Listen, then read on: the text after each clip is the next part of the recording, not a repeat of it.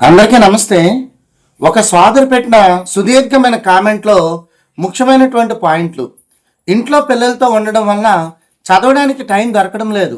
గత సంవత్సరం డిఎస్సి రాశాను, కానీ సెలెక్ట్ కాలేదు. కుటుంబ పరిస్థితుల వల్ల చాలా ఒత్తిడిగా ఉంది. ప్రస్తుతం కంటెంట్ 8th క్లాస్ వరకు, మెథడాలజీ 3 చాప్టర్లు, సైకాలజీ 75% వరకు పూర్తి చేశారు. పిల్లల్ని చూసుకోవడానికి ఇంట్లో వాళ్ళు సహాయం చేయట్లేదు. వారిలాంటి వారి కోసం ఈ వీడియో మీకు అందిస్తున్నాను. సాధారణంగా గెలిచిన వారి కథలు వినడానికి బాగుంటాయి, కానీ గెలవడానికి ప్రయత్నిస్తూ రోజువారీ జీవితంలో యుద్ధం చేసే వారి కథలు గుండెల్ని పిండేస్తాయి. ఈరోజు మన ముందున్న ఒక సోదరి ఆవేదన కేవలం ఒక కామెంట్ కాదు, అది సమాజంలో వేల మంది తల్లులు ఎదుర్కొంటున్న నిశ్శబ్ద పోరాటం.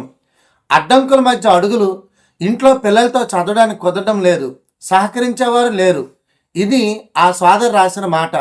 పెళ్ళయ్యాక, పిల్లలు పుట్టాక ఒక మహిళకు తనకంటూ ఒక సమయం ఉండదు.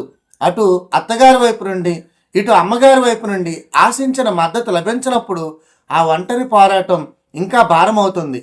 ఒక చేత్తో బాబుని ఆడిస్తూ మరో చేత్తో పుస్తకం తిరగేయడం, వంటగది పొగల మధ్య పాఠాలను గుర్తు తెచ్చుకోవడం, ఇది ఒక తపస్సు. చుట్టాలు హేళనగా చూస్తున్నారని ఆ సోదరు పడుతున్న బాధ వర్ణనాతీతం. గత ఏడాది డిఎస్సిలో విజయం లభించకపోవడమే వాళ్ళకు ఒక సాకుగా దొరికింది.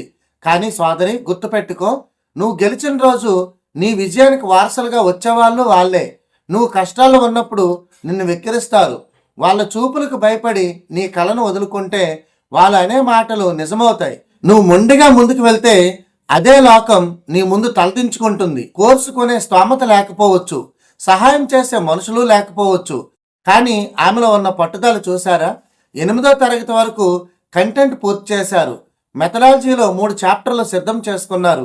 అన్నింటికంటే ముఖ్యంగా అత్యంత కష్టమైన సైకాలజీని 75% పూర్తి చేశారు. అన్ని సౌకర్యాలు ఉండి కోచింగ్ సెంటర్లో ఉన్న వాళ్ళకంటే మీరు ఎంతో ముందున్నారు.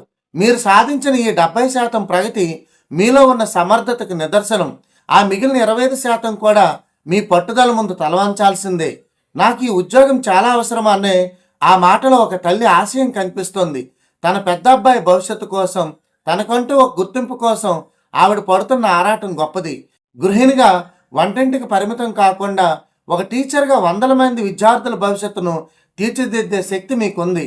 నీవే నీ ధైర్యం. సోదరి, నీకు మరెవరూ సహకరించక్కర్లేదు. నీలో ఉన్న ఆత్మవిశ్వాసమే నీకు తోడు. నీ కన్నీళ్లు నీ వాటముకి సంకేతం కాకూడదు.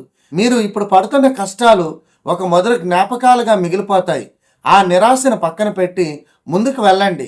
మీ విజయం మీకోసం కాదు, మిమ్మల్ని తక్కువ చూసిన వాళ్ళ కళ్ళు తెరిపించడం కోసం. ధన్యవాదాలు.